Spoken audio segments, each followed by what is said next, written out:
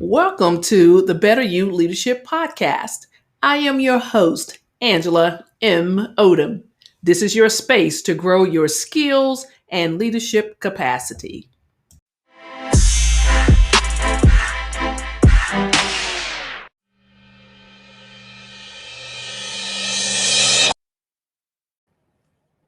So today we will focus on communications.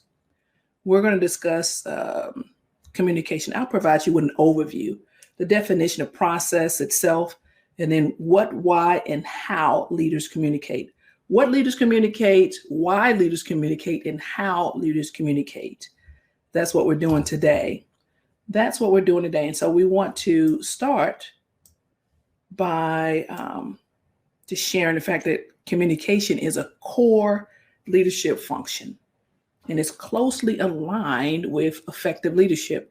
There's just no escape from growing your communication skills. Every single relationship requires skilled communicators, whether we're in a casual group, formal organizations, or within communities.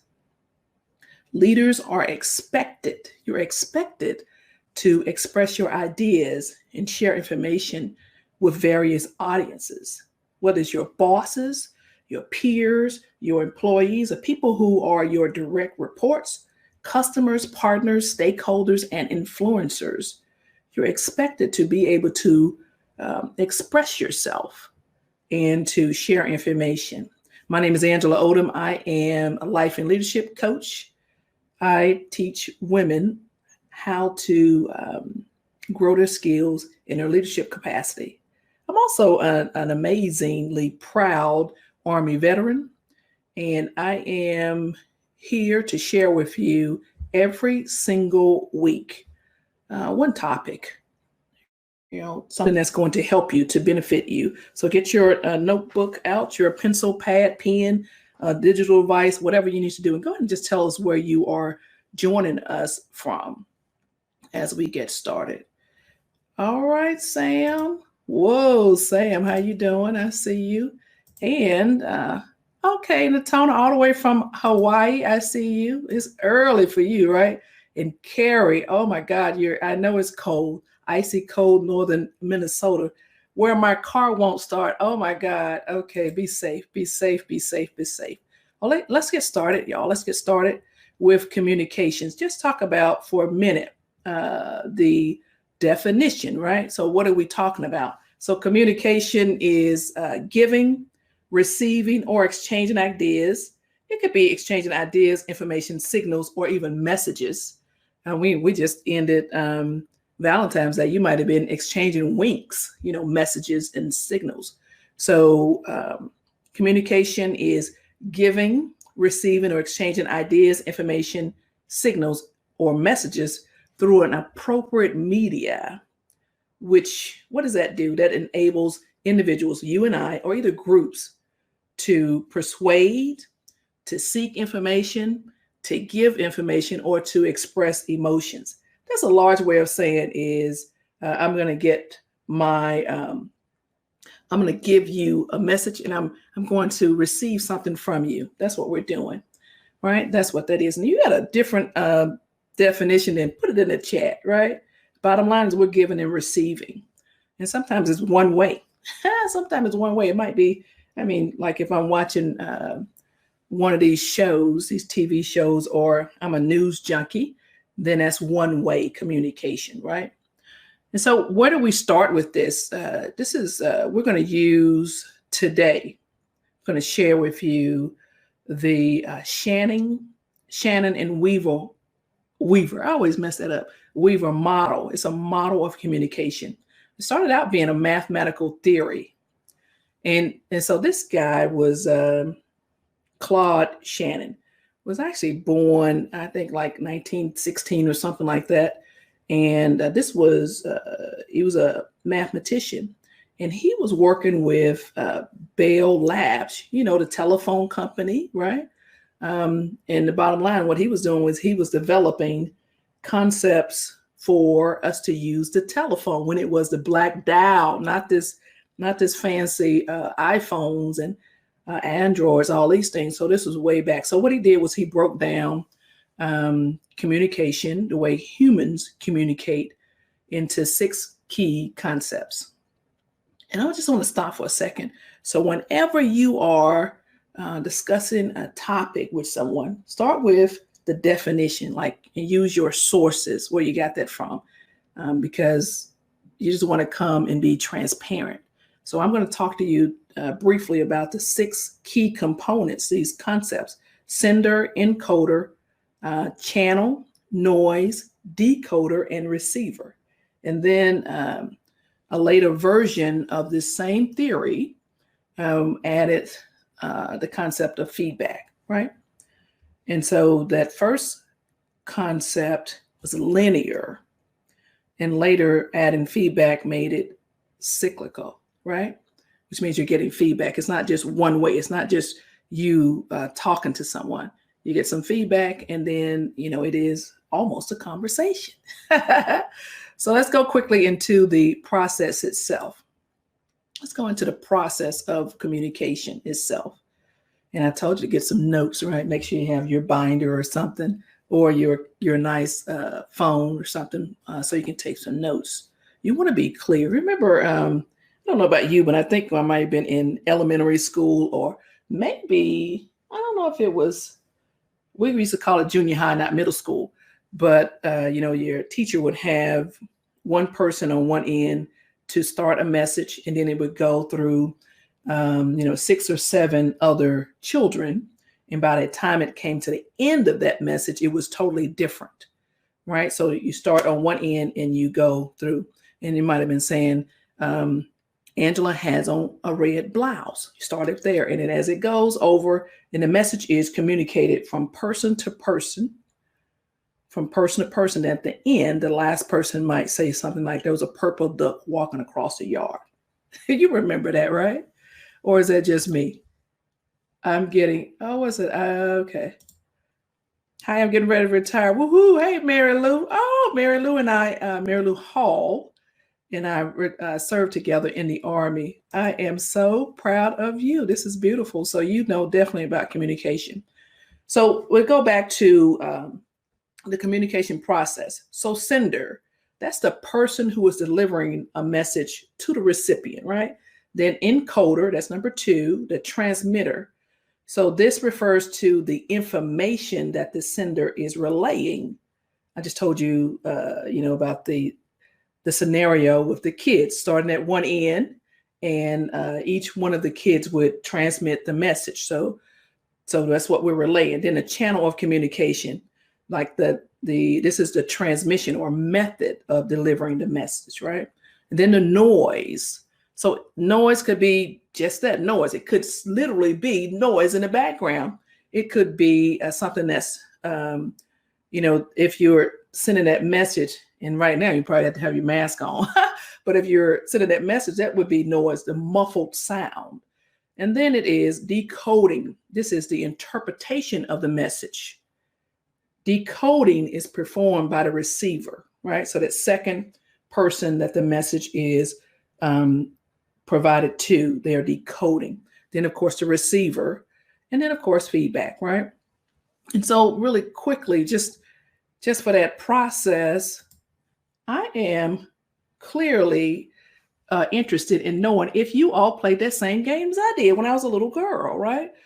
You would pass the message one after the other, and about the end of the message passing, then it would be totally different. Just put that in the chat for me. Or if that was just my scenario in Mississippi, we only did it in Mississippi. Maybe that's it. Carol, I don't know if y'all did that in Minnesota or not. So we talked about the process, right? The definition and the process. And then we want to know, well, what are leaders communicating?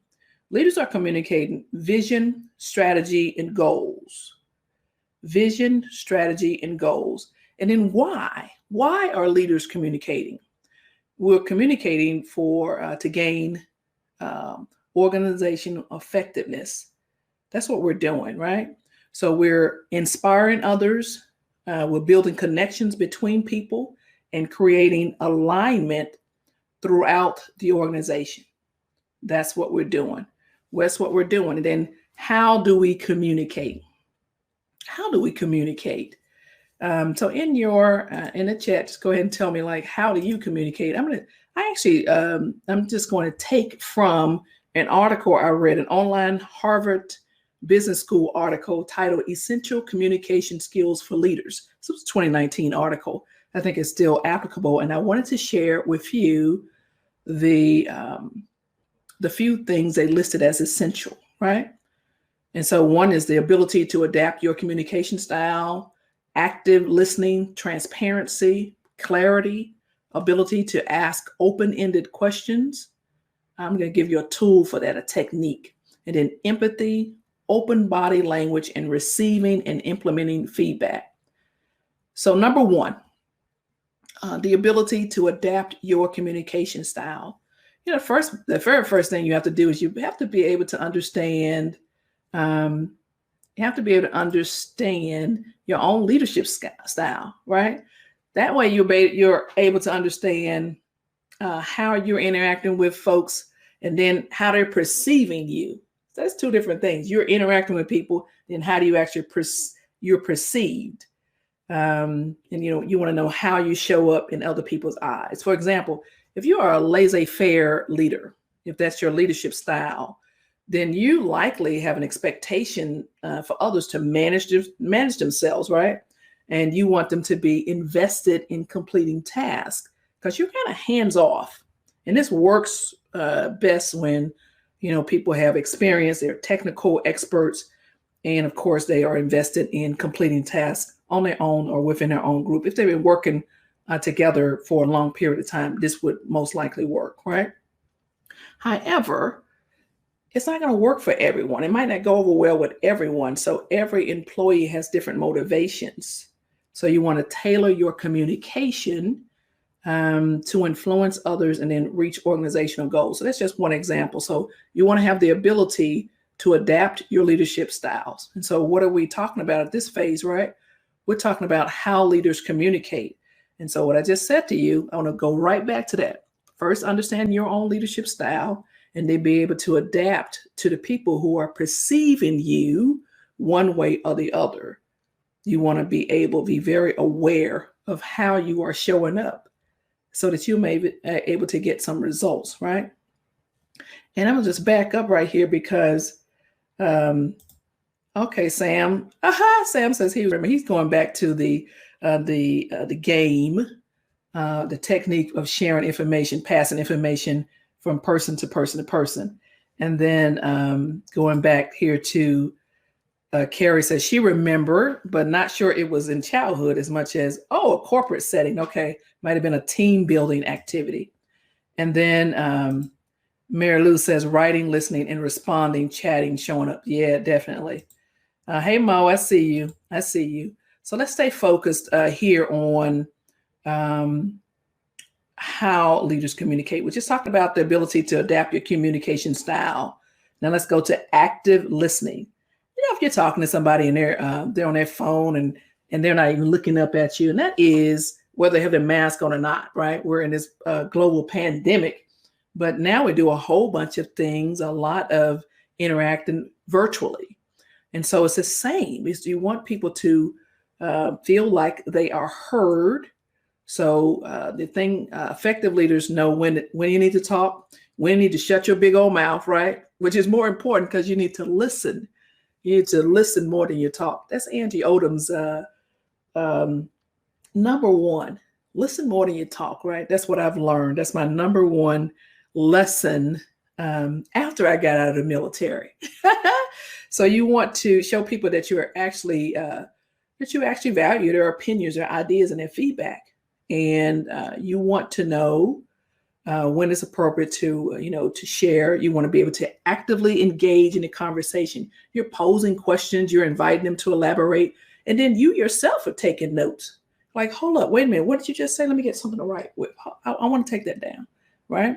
You want to make sure you do that. Or you might dictate in your phone at that time. Hold up, let me get that down right now when you're talking to people, right? Those are ways to show that you're actively listening. So it's important, that you stay in the moment, and, not only in a corporate environment. I mean, I had to do this with my favorite teenager. You have to avoid interrupting him. And so you want to avoid interrupting, unless the person is just going on and on and on, have discernment. So bottom line is focus on that person, that employee, that teammate. And you want to eliminate distractions, especially if you've called a meeting or you are doing a one-on-one, or even if they've caught you as you're walking through the hallways, or if you are leading or facilitating virtually, you're in breakout rooms. You want to eliminate distractions. And then it could be as simple as, for me, putting a do not disturb on your phone really quickly as you're talking to people. And you want to, because that thing might be ping, ping, ping as people are texting or emailing you. So active listening. So what about you? Are you an active listener? I mean, tell the truth. Are you an active listener, or you're only active listener for the people you like or you respect, right? I don't know. Quick question, right? So the next thing would be transparency. So we just talked about the ability to adapt your communication style, then active listening. And now let's talk about transparency. So when you're speaking openly about the company's goals, opportunities, and challenges, this is how you build trust, right? Because you're telling people, hey, this is the goals of the company, this is organization. These are some things, opportunities that are coming up. These are some challenges that we're facing. And then people are like, oh, okay, what's my role? How can I feel empowered to, get in and help? I want to be a part of the solution. And you want to acknowledge mistakes as they are appropriate to not acknowledge, right? And just have discernment and maturity in that. But the bottom line is every single person should understand their role that they play in your company's success. The more transparent you are, the easier your team is able to make a connection with you. So be transparent when it's appropriate, right? When it's appropriate. I'm telling you, just have discernment. And then the next thing is clarity. So when you are communicating with your teammates, with your employees, with your bosses, you want to speak in specifics, right? You want to define the desired result of a project or strategic initiative. Just be clear about, what you see success as. Be very clear on that. And then when the goals are met, you want to share that the goals are met. And you want to, sometimes you can name people that actually did things, and sometimes you don't. You have to have discernment on when to go, be that granular. But you want to be clear. And, of course, the clearer you are, the less confusion they'll have around priorities. And so what does that mean? You're probably thinking right now, like, wait a minute. My boss is not that clear. I don't know what we're doing and where we're going to achieve success. So you be the person that's clear, that defines clarity. Be that person, right? And then you want to the ability to ask open-ended questions. The ability to ask open-ended questions. This is when I told you I was going to share a technique with you. So if you want to really understand your employees' motivations, their thoughts, their goals, you might want to just practice asking open-ended questions. There is one method is using TED, right? And this is from, who is this? I think this is Jennifer Currence, who is the president of a consulting firm. I think it's a Currence Group by her name, right? So she was talking about using the acronym TED, and which stands for Tell Me More. So this is about the ability to ask open-ended questions. TED. Tell me more. E. Explain what you mean. D. Define that term or concept for me. I like that. I really like that. What do you think of TED? Tell me what you think of TED. So when you leverage those phrases, you actually, shut your big old mouth and listen, right? And then you can gain more thoughtful, thorough responses. And, you're probably going to learn more by doing that. And then the next thing is empathy. So, there's so much that people will share with you. When they show up, you're seeing like only like a small portion of their whole life, right? And so you can bet your bottom dollar that people are carrying a big burden most of the time, and they're not sharing it with you. So you want to treat people with respect, right? And dignity. You want to have empathy for situations and circumstances they might find themselves in. Now, I'm not saying lower any standards. I'm saying have empathy, which means the tone and the way you communicate. That's what I'm saying. So you can feel how they might be struggling in other areas, right? And then you want to have open body language. So when you're communicating, it's not just what you say, right? It's how you carry yourself. It's, some nonverbal cues. You might be talking to somebody and you might be, like got your hands doing like this because you're like, there's something in here. And they're like, okay, there's something going on with this crazy lady right here. Or you might have your fists clenched, right? Or, have your eyebrows furrowed like this. And I'm like, oh, wait, that's not the right message. So now this person is distracted because they don't know what's going on with you, how you're receiving them, right? So instead of doing all that, just make eye contact, and you want to establish rapport, and you smile like that conveys warmth and trust, right? Yeah, smile. I can feel your smiles right now. And then eighth and the final one is receiving and implementing feedback. So as you are communicating, you want to get feedback. You want to know if your message, the way you intend it to be conveyed, is actually received that way. And then as you are talking or texting or chatting or winking, whatever it might be, high-fiving, you want to get feedback onto how the other person, the entire group, is receiving the message so that you move closer to your organization's goals, because that's what you're doing, right? You're gaining more money, customers, influence for your organization, for your team. You are achieving results. That's what you're doing. You are communicating as a leader because you are seeking results. That's what you're doing. And so you might be representing an organization. So you want to make sure that you are communicating effectively. So what do we do today? We actually, we discussed communications, the definition, the process. We looked at what leaders communicate, why leaders communicate, and then how leaders communicate. So leaders who communicate effectively, well, we can expect that they're the ones that's actually going to get the results. How cool is that? How cool is that? And so that brings us really to the end of yet another session of, Better You. I want to go back up and make sure I look at these comments because they are coming in. And so here's Carrie says, drives me crazy to be talking to someone and you can tell they are distracted, maybe multitasking. Yes, Carrie, I definitely agree with that. And then Mo says, eye contact is so important to me. Yes. And Sam, Sam says he's working on active listening, listening without determining right or wrong, listening to learn. Woo, look at you being all open-minded. I like that, Sam. And then Mo goes back and said, I had to learn to be an active listener. I have not always been an active listener. I used to listen to respond.